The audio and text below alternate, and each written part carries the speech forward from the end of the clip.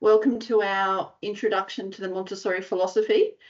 Thank you everyone, parents and educators that may be here today. Thank you for taking out this time. And I know at the end of a day, a long day that, but thank you for taking this time to listen to a really important topic, one that I am very, very passionate about.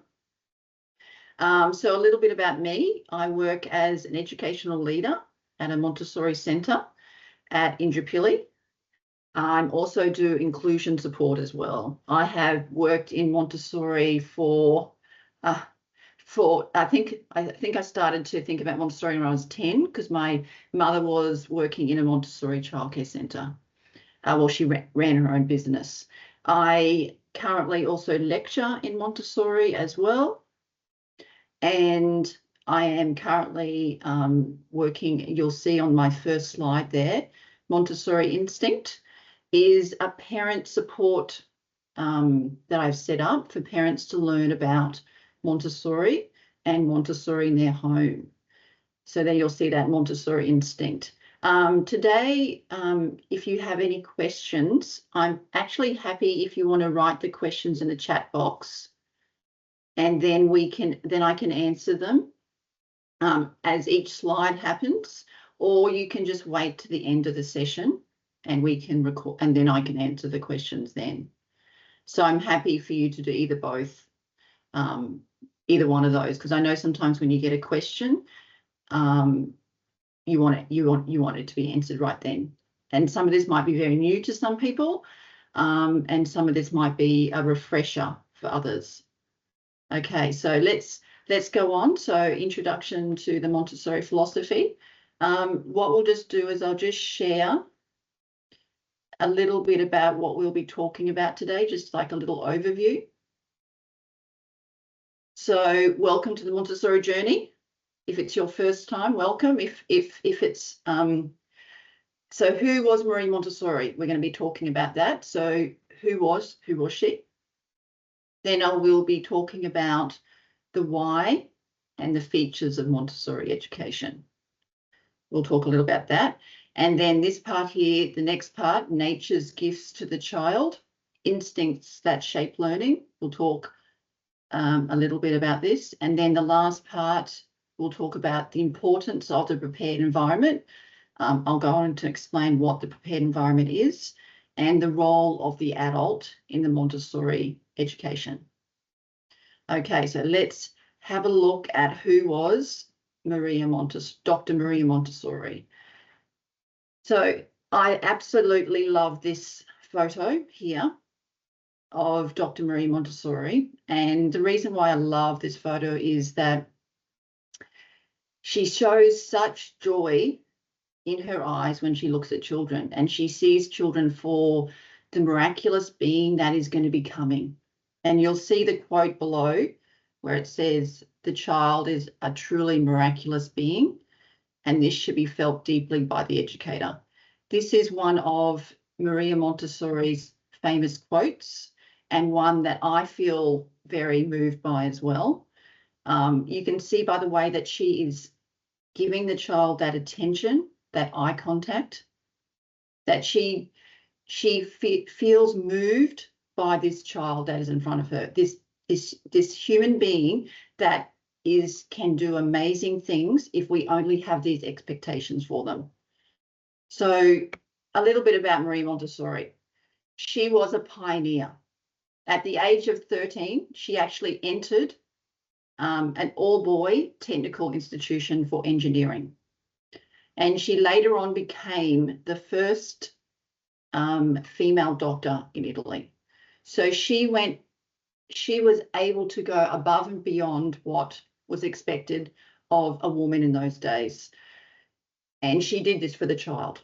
She was an advocate for the child. Next, she was a scientist. She showed the power of observation. Oh, we've got Educator up there, must have mouse clicked.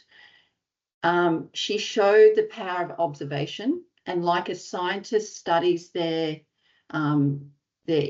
for insects, she studied the child. And Montessori is a method that is based on observation. This is the key to her method, observation. So she tells us, educators, adults that are working with children, that we need to observe children. We need to observe children in their environment. This is the key to her method. She was an educator. She didn't invent the educational theory, but she discovered principles of studying the children. And this is rooted in this was rooted in the child development and science. So through observation, she learned about the child, and she was able to make materials based on her observations. So reinforcing what I said before, observation is the key to her method. It is a method of observation. And the last one, she's a child advocate. She advocated and believed in the child, especially when she started with children who in those times that were sent to institutes. She believed that these children were capable of learning. And for those who haven't seen, those who may have seen or haven't seen, there's a beautiful video called Maria Montessori, and I highly recommend anyone who's interested in learning more about the history of Maria Montessori, they watch this, because it shows how much she advocated for children. She almost had to prove to the government in that time that these children were capable of learning if the right conditions were there as well. So let's go on. If there's any questions, just let me know, and I can answer any further questions that we have. So the why of Montessori. So Montessori fosters a lifelong love of learning. It's a hands-on method. It offers freedom of choice. It ignites children's curiosity, and it has a passion for a discovery. So curiosity is the starting point for all learning.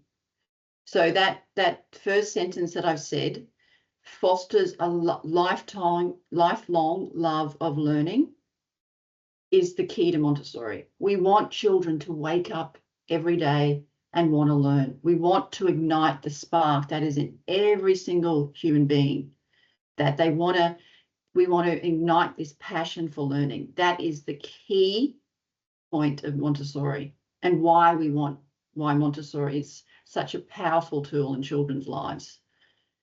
Montessori builds essential life skills. Children develop responsibility.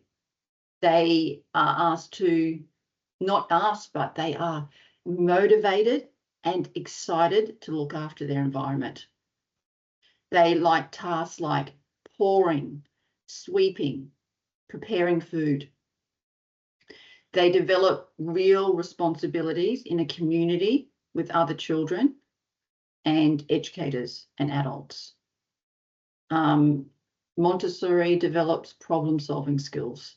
Children have to learn about what happens if you have an accident, you drop an item on the floor. Real life learning skills. What happens if I drop a glass, not a glass, excuse me. What happens if I drop a bowl of an activity that I was pouring? How do I solve this problem? What materials do I use to solve this problem?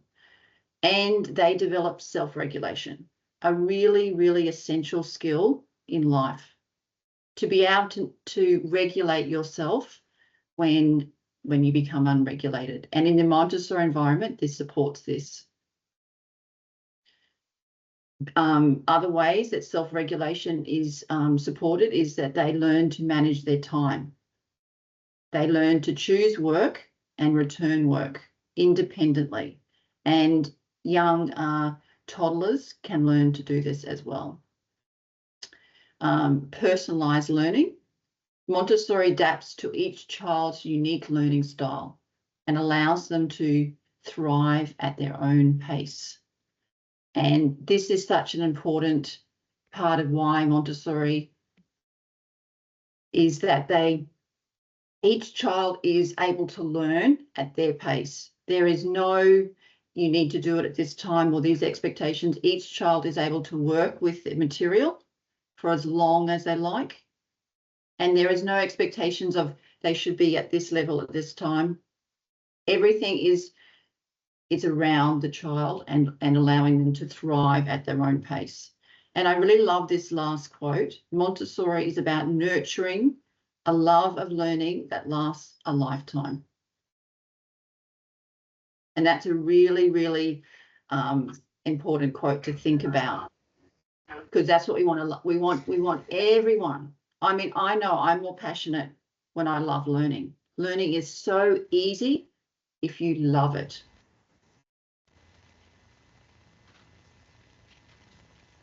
So next we'll be talking a little bit about the features. So what are the features of a Montessori classroom? So it is a child-centered learning. Everything is centered around the child, around the individual child. What are their interests? What is their what are their interests? Where are they in their development? We do not follow the curriculum, we follow the child. It is a child-centered learning. Mixed age groups. So in a Montessori classroom, you'll see younger children and older children working together. You'll see, for example, so it's normally a 3 age range. Normally there's the first cycle, we call it cycle 1. That's in the Montessori terminology. They call it cycle 1. You'll have 3 to 6-year-olds working together. In the younger age groups, they tend to split them and it's not as mixed, but there are still some mixed levels. So they might do the 6-week-olds to the 15-month-olds, then the 15-month-olds to 3. So there is a mixed age group in that. And then it goes all the way up to 18. So there's a 6 to 9-year-old age group, a 9 to 12-year-old age group, 12 to 15, and then 15 to 18. So it's all mixed age groups. And the mixed age group creates a natural community that we would see in society. Younger children are watching older children, and they get very excited when they see an older child doing a really, really big piece of work. For example, they might see a child working with a piece of equipment that's teaching the child about reading. A younger child looks at this and thinks, oh, I want to be inspired to do that type of work as well. And then the older children, it gives them the opportunity to be leaders. They get to show the younger children what to do. And it gives them confidence, and it also allows them to give the children lessons, reinforce what they've learnt. So when I was working in a 3 to 6 classroom, I had a young child that was very confident in her numbers. And she brought a piece of material over to me and she said, oh, Gemma, I want to teach her friend. She said to me, I want to teach her friend at that time the numbers. And I knew that child was ready to do this because she had shown me in other ways. And she said, I'm going to teach this child how to do numbers. So she sat there and she became the teacher in this role. And there was so much benefit for her. She gained so much confidence. And that other younger child looked up to her and just looked up to her as a mentor. So this is the importance of mixed age groups in a classroom as well. So next we have hands-on learning. So Montessori focuses on the hand. What can the hand, and especially the senses, what can the 5 senses? Definitely focuses on the 5 senses and what the hand can do. And one of Maria Montessori's famous quote is never give too much to the hand about the brain. Oh, sorry about that. Yeah, so it's about concrete before abstract. So, for example, in one of our 3 to 6 classrooms, we have this material called the golden beads. And it's about teaching children about what 1000 feels like, what 100 feels like. And because Montessori is based all about hands-on learning, the child gets to have a sensory impression and experience of what 1000 feels like in their hand. And then they get to see that 1000 feels different and bigger than 100. So they get to have this concrete experience before they get introduced to the number of 1000. Because a child can't understand that concept of 1000 when it's written, but when they get to feel it, it becomes a sensory experience and sensory based. So Montessori is all about the hand and the child experiencing the hand and moving, all sensory based. Next feature of the Montessori classroom is self-directed learning. And you'll see that I have a quote written here, and that links to the idea of freedom. Because sometimes in Montessori, there's a misconception that freedom is, and I'll read this quote, to let the child do as he likes when he has not yet developed any powers control is to betray the idea of freedom. So sometimes when we're learning about freedom in a Montessori classroom, we think we just let the child do what they like. That's giving them freedom. But if the child doesn't have any powers of control yet, they cannot have that freedom. We'll go on to talk a little bit more about freedom when I speak about prepared environment. So I won't go too much into that now. And uninterrupted work time. In a Montessori classroom, children are encouraged to have time where they get to spend. Sorry, something just popped up on my computer. Children have periods of time. So in a classroom situation, normally they have 2 to 3 hours of uninterrupted time. And the reason behind this is so that children can develop concentration and immerse themselves fully in a task. I know myself, sometimes it can take a bit of time before you can develop that concentration. Say you sit down, and I'm sure others can think about this when they're starting something new or starting study. I can find myself sit down, and then if I'm going to start an assignment, for example, and I start doing little jobs and I'm thinking, okay, I'm going to do this and this, and then it takes me quite a bit of time to immerse myself in the task. And then I start to get into the deep work. If, for example, someone came to me then and tried to interrupt me, I would find it really, really frustrating, because in that moment, I'm finally in this intense period of concentration. Children are like this too. Some children can immerse themselves into activities very deeply and quickly. Others, they find it really, really, they need that time to warm up. Yeah, they need that time, like flow. Yeah, so if we can all think of a time, then we might have had, like that flow state. This is what we want to try to empower in that children, that time where they're feeling that joy, but it only comes with when we're not interrupting them. Yeah. There is so much to talk on these features. I can only really touch on them. So if there's any questions at the end that you want to ask about it, feel free to do that as well, because there is a lot of content in learning about this. So that's our features. So next we go on to talk about some very exciting things. I've titled it on this page, Nature's Gifts to the Child. Instincts that shape, sorry, I can't see my screen. Instincts that shape learning.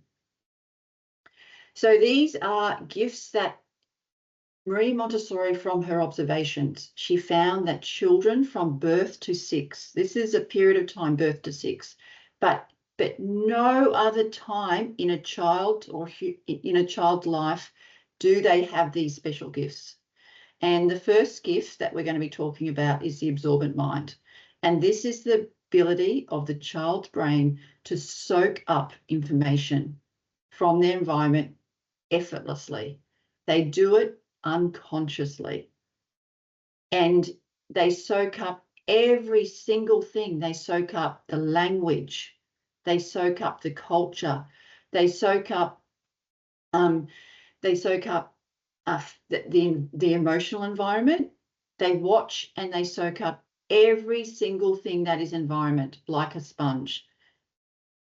But the downside is that they also soak up all the negative things of environment too, as well. So as an adult, if we know about this, we can try our hardest to ensure that we are providing as many positive and rich experiences in the child's environment and in their life. We're not going to be perfect. We're going to make mistakes. But if we have this in the back of our mind that this child at this age, this is in 0 to 6, more so in 0 to 3, we can support their child's learning, because the child at this age can pick up many, many languages and they can do it with ease. This is not to say that a child can't learn a language when they're older. We can all learn a language when we're older, but it takes effort and conscious effort. A child at this age can learn it effortlessly, and it's joyful. That's the part of the absorbent mind. It's like a camera, and I really like this analogy because it just clicks, clicks, clicks, and it does record these impressions, and they're mainly unconscious. When the child gets older, the 3 to 6 year olds, they become more conscious, but under 3, they soak up the world unconsciously. They do not make distinctions of what they're going to take in. They just take it in, and it forms them. It becomes part of who they're going to become. And then the other gift is the sensitive periods. And this is between the 0 to 6 year olds. You'll see on this page that I have actually, I'll just read a little bit and then I can talk more about it. So sensitive periods are windows into a child's development when they are particularly attuned to learning certain skills. These periods are instinctive and biological. And so I have put here a few. I haven't listed all of the sensitive periods because there are many, many sensitive periods. But the sensitive period for language, spoken, written, and reading is birth to 6 years. The sensitive period for order, they crave consistency and routine. They love it. It makes them feel safe. So when there's order in their environment, there's order in their mind as well. And then there's a sensitive period. These are just 3 for movement, fine and gross movements and refinements of movements and coordination. And I put here a little identifier because when children are in their sensitive period, adults there are signs that they show so that the adult can be aware of they're in a sensitive period. And then when they're in a sensitive period, we need to then provide them with as many experiences and resources around that sensitive period. So the child may show an intense interest in an activity or skill. So a young toddler, they may point to everything. They're very interested in looking at your face and learning language. So that means that we need to know, they're in a sensitive period for language. We need to give them as many, we need to speak to them in, great quality language, read as many, different diverse books. When we see these sensitive periods, we as adults, we need to act on them. The child will easily repeat the task over and over without tiring. So when my son, he's now 18, but when he was 10 months old, he had a sensitive period for movement in climbing stairs. So he would climb up and down these 3 stairs over and over again. And children don't find it frustrating. They don't get tired. And then all of a sudden one day, this will change and they'll move on to a different sensitive period. And the child finds joy and pleasure in the task. That's the third part of the sensitive period. They find it so joyful because they are developing themselves. So those 2 points that are in here, the absorbent mind and the sensitive period, is how the child forms themselves by these natural instincts that are given to them by nature. Next, let's just have a look at the features. Oh, sorry, gone backwards in my presentation. Another nature's gift is the human tendencies. And these are tendencies that are seen in all cultures, everywhere. They've seen it. This is just a humans universal. So it refers to universal behaviours that drive humans. So I've mentioned a few there. We all have a drive to explore and to discover our environment. We love order, the need for consistency, routine and structure, and this makes children feel safe and secure. The need for orientation. The desire understands one place in the world, both physically and socially. There's a human tendency to communicate, the urge to communicate with others and connect with others through communication. This is a human tendency. So we see babies babbling and, mimicking, and then this progresses into more complex language. Work and repetition as well. Repetition is so critical, and it's what brings the child that joy and love of learning, repetition.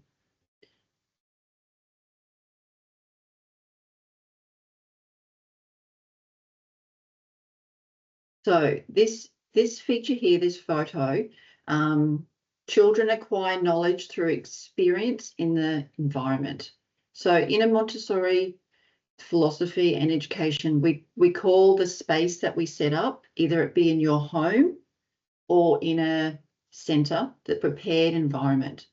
So the prepared environment is the furniture, the materials, but it's also the adults in the space as well. So these are some of the features of the prepared environment. Freedom. Children are free to work in this space, and you'll see in the pictures they are free. There's a puzzle map on a mat, and this mat is there for a purpose, and this is for the child to put their work on the mat, and then it defines the space so others know to walk around the mat, and the materials stay on this mat as well. So this is just like, I like to say to people, it's almost like a table. Children wouldn't walk across someone's table. This is just like a table on the floor. So children are free to work at the floor on a mat, but they're also free to work at the tables and sit at the chairs. Children are free in this space to choose activities. You'll see on a shelf that there are trays or activities, hard to see in that photo. But children are free to choose work in that space, and they are free to work at that activity for as long as they like. They can work on one piece of equipment for an hour if they choose to do that. And then the others in the space learn to be patient, But they are not free to break the materials or to hurt others in the environment. They are free to work on themselves, but they are not free to hurt the material, to damage the material, or to hurt themselves or others. So it's when we talk about freedom in Montessori classroom, it's the freedom to develop yourself. Structure and order. You'll see in that space that there is order and structure. There are different curriculum areas in a Montessori classroom. I haven't gone on to talk about those today. You'll see that there are activities, they belong in certain spaces, and the children are encouraged to return the activity. If they got the activity in the maths curriculum area on the shelf, they are supported to return that activity back to the shelf. So there's structure and order. Yeah. Children know that when they come in the morning, that the morning tea table is in their space. So they have this inner calm and security, knowing that their environment stays the same. The activities can change, but the shelving and the tables should ultimately stay the same position. Beauty. Everything in the classroom is beautifully presented, because children deserve that, to have things kept in exceptional order. So the shelves everything should always be clean in that space. If we're asking children to use watercolor painting and we've got paintbrushes there for them to use, the paintbrushes should be in excellent condition. So we're setting up their space to make it pleasing and inviting for them. Nature and reality. So the objects in the environment are based on nature and reality. And the social environment, so the adults in the environment are acting as positive role models in this space as well. And the children are free to socially interact with each other whenever they need to. They can help each other, they can interact and talk to each other, just like in a community when you go into the community. Yeah, they're free to talk to each other and interact with each other whenever the need arises. Even for an example, if they needed to help someone, they can support and help someone in that space. And intellectual development. It's an intellectual environment. All the pieces of equipment that are put in a Montessori environment, whether it be the home or the centre, have a purpose. They have a purpose for the child and what they're going to learn from that piece of material. The materials teach the child, and it's an environment where the materials support the child in their learning. Now, so I just have a little tiny video. It's literally probably about 1 or 2 minutes long, but I think it's really hard to portray what a prepared environment looks like verbally. So I've just got a little video. Let's hope it works. It's actually an American prepared environment, but they just talk about how they prepare this environment for the children and how they make it beautiful. And so it's showing respect for the child. So I think that a few of you weren't able to see that video. Apologies for that. That's the risk of having videos on the.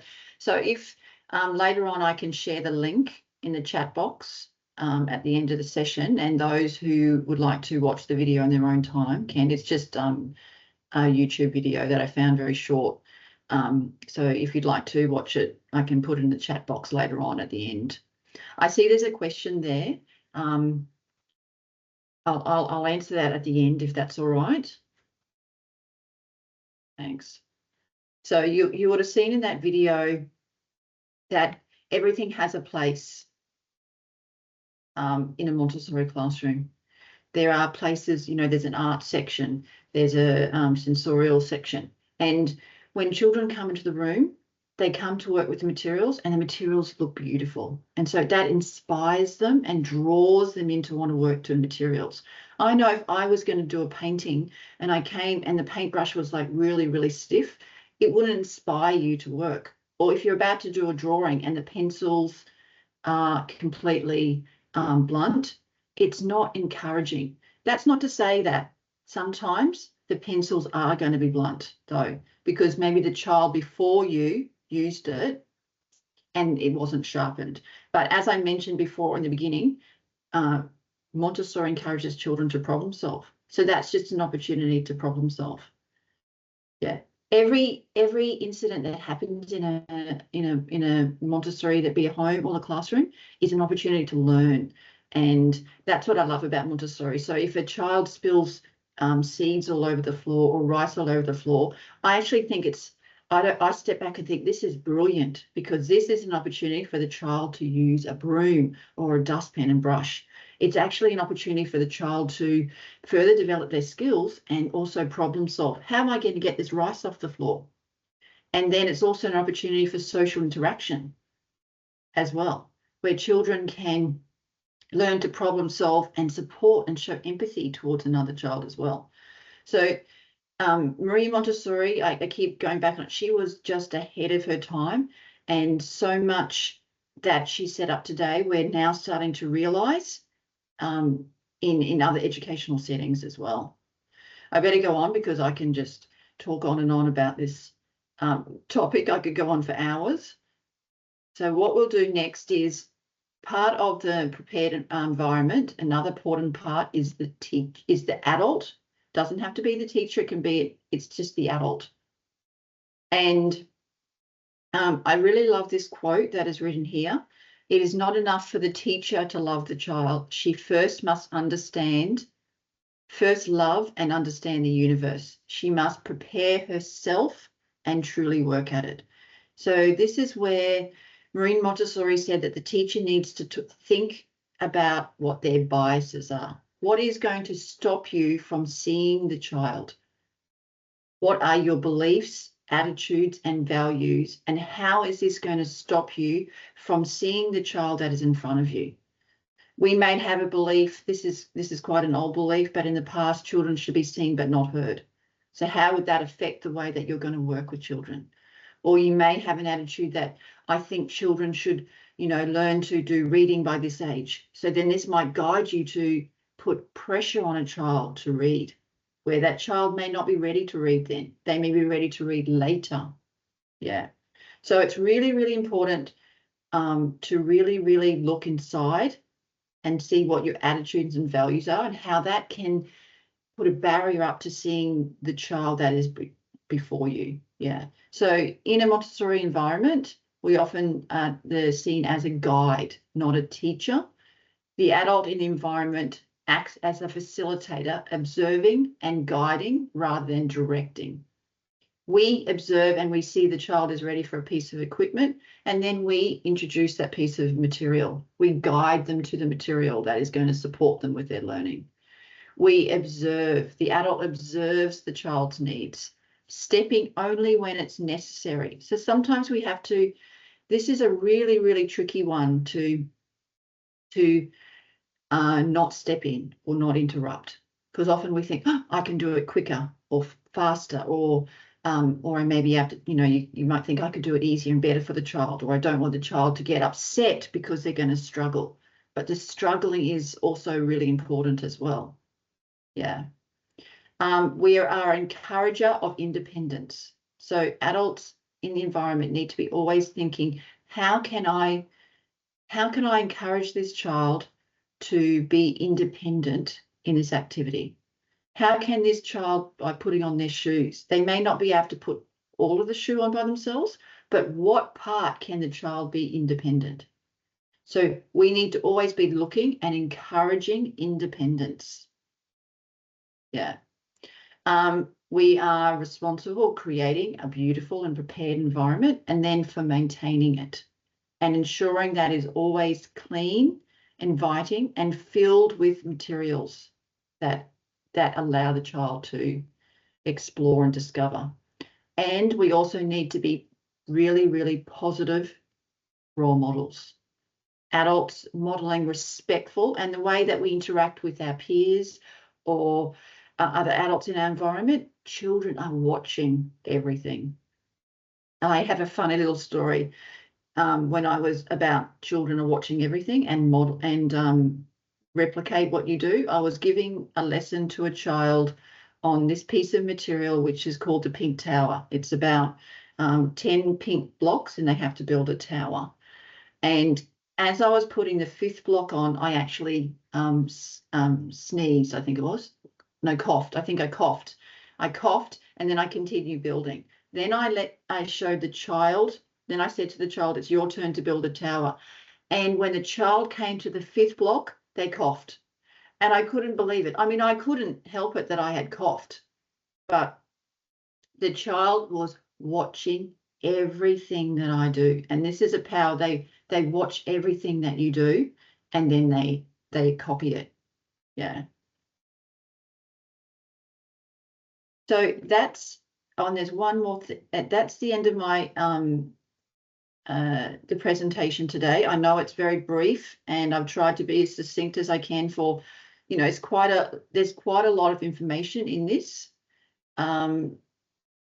But if there's any more, like if you're ready to support your parenting journey, or if educators as well, there's just this is part of my business. If you're wondering, how can I apply Montessori principles at home with my child? How can I balance Montessori methods with the realities of everyday life? So I understand I'm a Montessori parent. I have 2 children. They're now 18 and 16, but I have set up a prepared environment from the time they were born, and I know the realities of working as a Montessori educator as well. And so if you ever want any more help answer your questions with personalised support, reach out to me on the email below, Montessori Instinct, and I'd love to work with everyone to support your child to be the best that they can, and also support you on your parenting journey as well. So if there's any questions, I saw there was one in, if you feel happy to just, there's a little raise your hand on the top part. If you want to ask a question in the chat box, if you don't want to speak, or if you want to just verbally speak about it as well, that's fine. So I'll just have a look. So I'll just read this question out here. Hi, Gemma. Thank you for giving us an overview of the Montessori philosophy.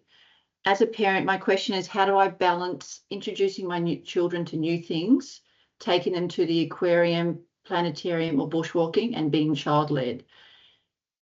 It is about trying to see what sparks of joy for them amongst these new experiences, or is it about knowing our kids and fostering those we know they love? Any wise words? So Travis. So Travis, do you want to, so have you seen that they want to go to these places? Can I just, are you happy for me to just ask you a few more questions about this, Travis? Yeah, can you hear me? Yeah, sure, Travis. So were you saying that you're taking your children to these places?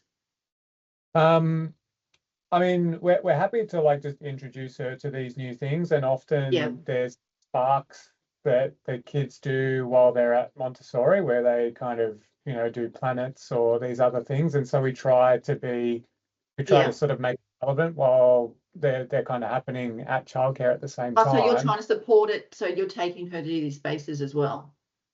Well, it's more that, like, if we left Audrey to her own devices, she would just be happy in her own space, because we do set it up similar to the way that you got it. And so how do I balance out wanting to do like new and cool stuff with but it's great to introduce her to new activities, because you need to introduce her to stuff that she doesn't know that's out there in the community. Definitely.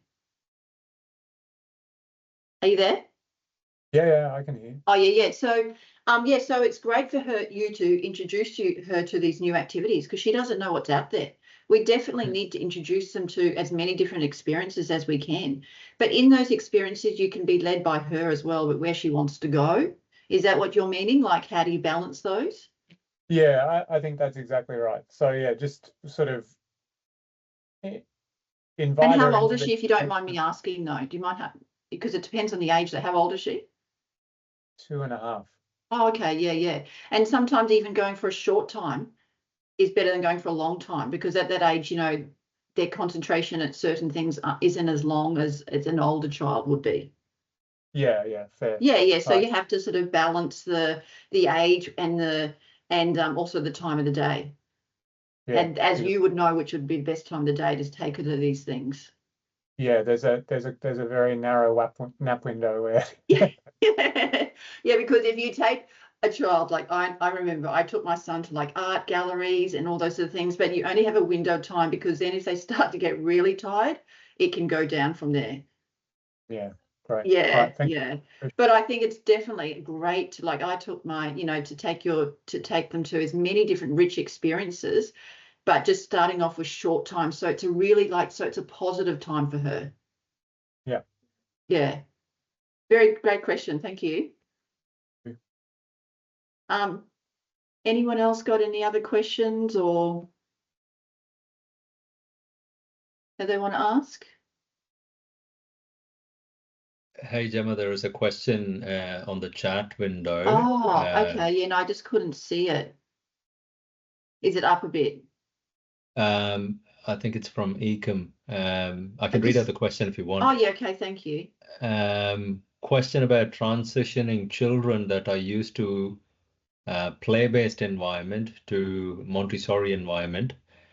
I understand persistence is key, but do you have any tips on how we can help children transition from play-based to Montessori?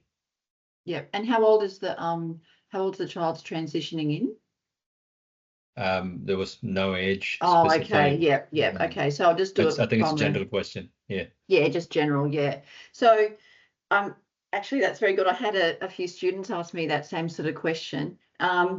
Montessori classroom, because as I spoke to you before, it's generally it should be a multi aged environment. So when a child comes in who's been in a play-based setting, the other children who are in that space will know the routines and the order and the structure of that space. And children are very powerful observers, and then they like to mimic what is happening. So they'll watch what's happening. And also, because the other children are very independent in that space, it frees up the educator in that space to give lessons to the child. And they start with very simple things, like we call it grace and courtesy, starting with the child will learn how to use the Montessori mat.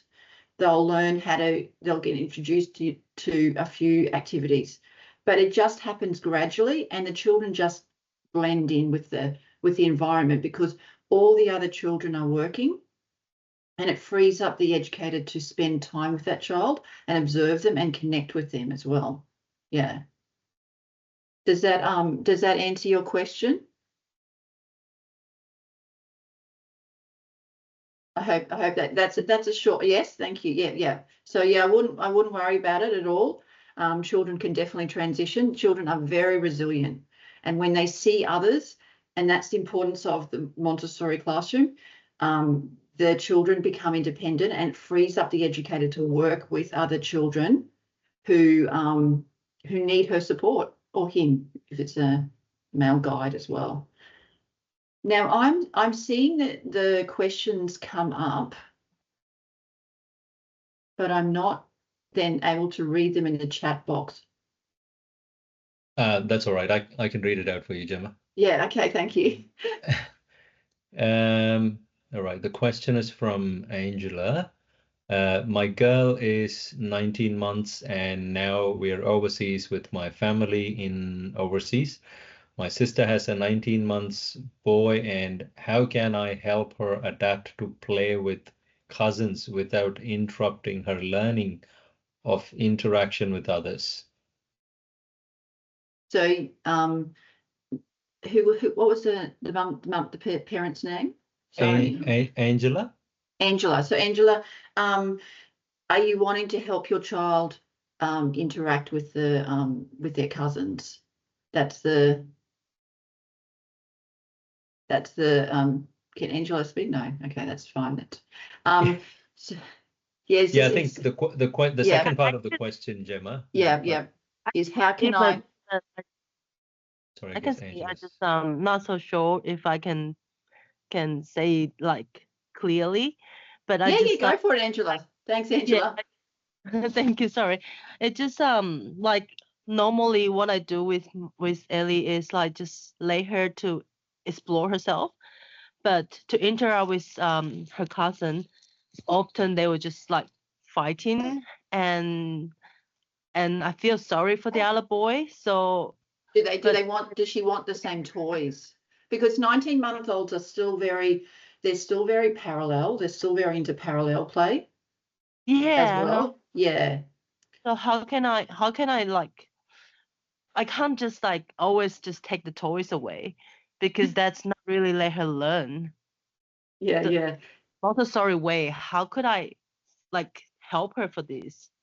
Yeah. So you want to help her to learn. So I would then look at what is she wanting to. So if she's, for example, I'm not sure why there is she wanting to use the same toy. So I would look at what is about the toy that she really wants, and then provide her like with, you can't take his toy. I would model and say he's using that material or that toy at the moment, but I would then observe what is it about the toy that she's really drawn to. Is it because it's so I'm not sure, because I don't know what she's drawn to, but I would look at what is she wanting from that toy, and then how can I provide it in a different toy or a different activity. So redirection at that age group is very, very a great strategy to use as well. So in our toddler room, if we have a child who wants, like to do the same activity as another child, I try and redirect them to an activity that might meet the same need.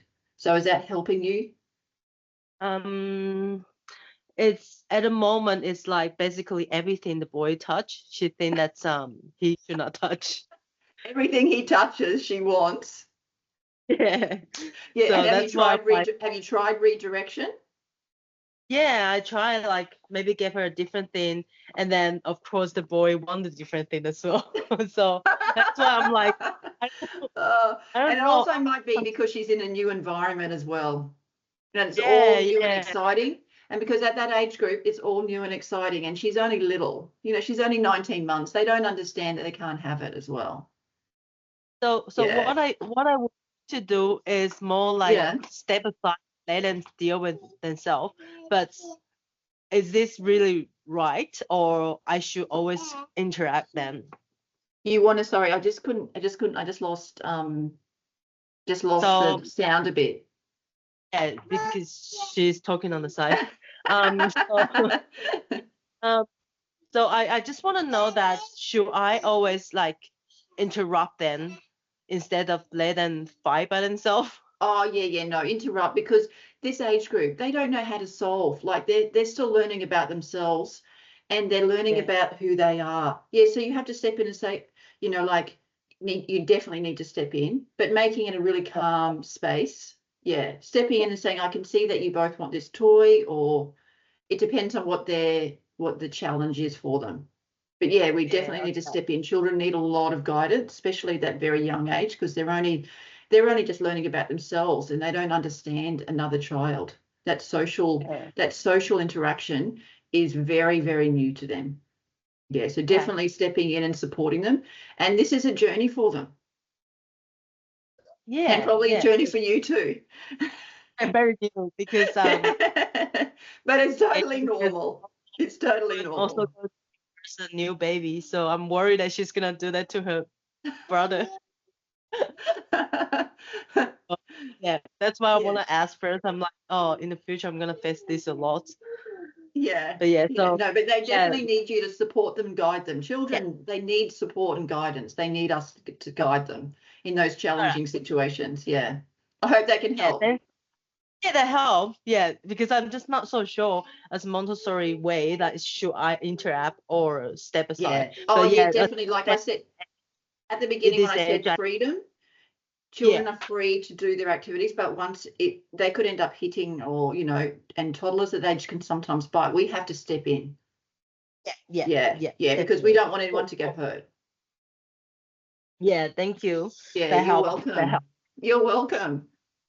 Okay. All right. One more question there, Gemma. Yeah, sure. I think first question was, how do you transition the children from play-based environment to Montessori? But this one's more towards the educators. How do you transition a play-based educator into a Montessori environment? So the play-based educator is coming over into a Montessori environment. Yeah. Yeah. So first they would need to do training and the importance of what Montessori, and understanding. So training is really crucial. Getting training and understanding what Montessori is and how it is different. Yeah. And then having, if they're in a centre, a Montessori centre, having a guide or an educational leader who's trained in Montessori to work with them and model what some of the expectations of a Montessori classroom. So in my role in a Montessori classroom, I actually go and observe the educators. I observe the prepared environment, and then I give the educators feedback on how they can improve their practice in a really positive way. Yeah. How can they improve their practice? And if they need to, for example, praise in a Montessori classroom, and we use more words of encouragement, not praise. So rather than say to an educator, you can't use praise and use other words, it's very hard when you've used words of praise, and how can you then translate it into words of encouragement? I would then give them examples of what other ways that you could say, good girl, you could say something else instead of good girl. So give them the language as well. So they need a lot of support, and they need to observe Montessori educators working in a space. Yeah. How other Montessori educators, so if they can go and watch other Montessori educators in a classroom, that would be very beneficial for them. Brilliant. Thank you. Yeah, you're welcome. So that was the last question, Karthik? That was the last question, yes. Yeah, okay. Thank you, everyone. Okay, so there's further questions coming in, so we'll just have to leave those for today, Karthik. I'm just checking if there was any other questions. I just saw one come up. Did it?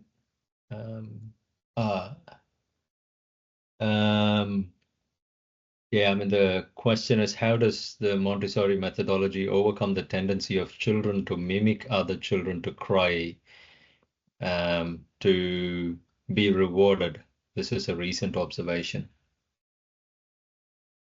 So how does they're it's so funny, I'm so used to having to read it. I must be a very visual learner, I think. Because you say it to me and then I need to process this. Okay. How does Montessori method overcome the tendency of the children to mimic other children to cry for reward? And so the child is crying for, they want to get a reward? The child is actually mimicking another child. I would just let it happen. I would just let them, I would just let the child who, it depends on, so they're seeing another child crying and they want to cry as well. Yeah. I would check in with them as well, because every communication is a need for a child. So they're seeing that as well. But the child who maybe is mimicking, I would ensure that I look into what other ways that they can get positive attention. So it maybe for them, they feel like they're not getting attention. Maybe they may be feeling that. But every even if it's a mimic, they're still looking and thinking that's the way I'm going to try and get attention. That's the way it's worked. Yeah. Yeah. Yeah. I mean, do you understand what I'm saying? What I'm saying is, we're going through a phase, recent phase, where our child thinks that the only way to get anything is to cry. It's a good act. It's acting, not really crying. So for example, if a child wants something and you've said no, you can't have it, is that when it happens? That's right. Oh, okay. Yeah, that's all right. I would just let them cry. Let me finish. Sorry. Wait. My impression is it's coming from seeing other kids do it at school. Oh, okay. So to me, it's an impulse that I think is a crowd impulse. That some kids might get rewarded or get comforted too easily, and therefore it seems that our child is what wasn't like that before, but is now. It could be a phase she's going through herself, but I think she's picked it up. Yeah, it's really hard to know, though, isn't it? Can I answer the question, Gemma? Sure, perfect. Go for it. So it's basically with kids, the primary function of the brain here is something called a mirror neuron. That the kids start learning that way by mimicking others in their environment, which is very, very common. And even within the Montessori environment, that's why we kind of emphasize on role modeling a lot.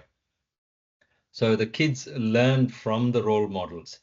But unfortunately, this learning method also has its own cons, like you said, Red, because it's like if the kids seeing other kids doing things, they will learn from them, and they'll see their environment, observe, and they say, oh yeah, this is another way of getting what I want to get.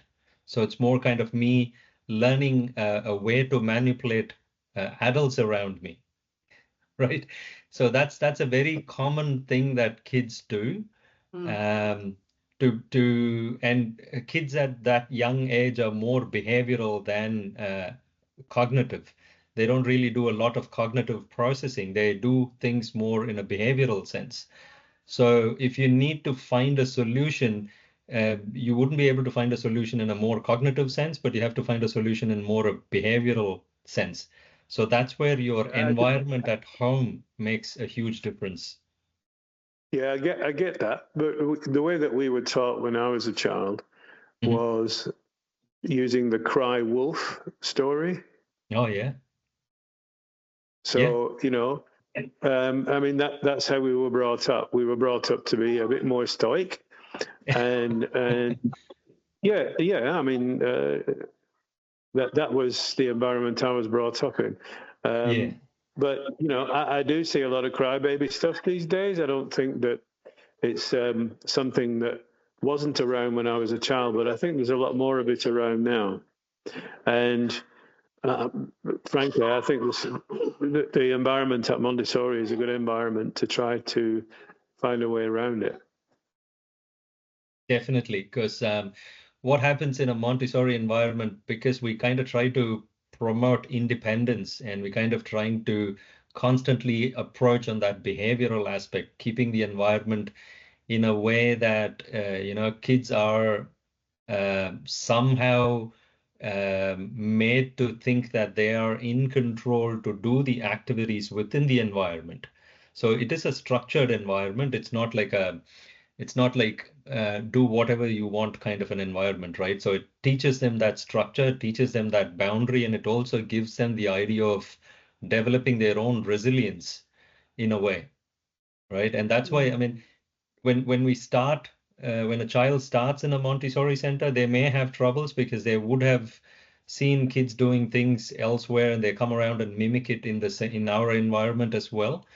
But over a period of time, I mean, it takes time to change that behavioral aspect as well. So over a period of time, being in this environment, they slowly kind of try to mimic other kids in the environment who are independent and get praised for being independent. So that's its own intrinsic reward that they get in a behavioral way, and they kind of turn their ways into being more independent and being more resilient emotionally as well. Yeah, they'll start to feel that that they can feel better with that, mimicking that way than the other way, but they're trying it out. They see it and they think, oh, that could be interesting. Let's see what happens there. Yeah. Yeah. So has that helped you clarify a little bit, Red? Kind of. I mean, I understand the environment can't eliminate it, but I think I just think more work could be done on that because I think it worked for us when we were kids. Oh, yeah. And okay, I accept that, between the age of 2 and 3, the cry wolf story is a bit too old for them. I understand that, but I do think, and I also think certain certain ethnic groups as well have a crybaby mentality, frankly. You know, some groups are more resilient than others naturally in their home countries, you know. So, you know, when you've got a mixed class, as you've got at Montessori, I think probably what I'm trying to say is I think maybe more work could be done on it. How you get around it, I'm not sure, but certainly at home, we're going through a phase where we keep on having to play it down all the time. I want it now, you know. I want more than I'm getting, you know, and then you get this acting, this clearly fake sobbing, you know. It's a very intellectual trait for kids, but they get it very quickly. This trait of knowing how to make things happen by sobbing or just showing impatience, you know. Yeah, no, it's thoughts to think about, but thank you. Thanks for bringing that up. Yeah. Thank you for that. So we'll just end it there. I don't think there's any more, is there, Karthik? No more questions? That's all the questions we have today. Yeah, okay, and thank you, everyone. Look forward to doing another video at the end of June on how to set up some ideas for Montessori in the home. In the future, if you want to reach out to me if you want to ask any more further questions or need support in your home, just reach out and do that as well. So thank you everyone for taking time, and thank you everyone for the really thoughtful questions, and I hope you have a great evening.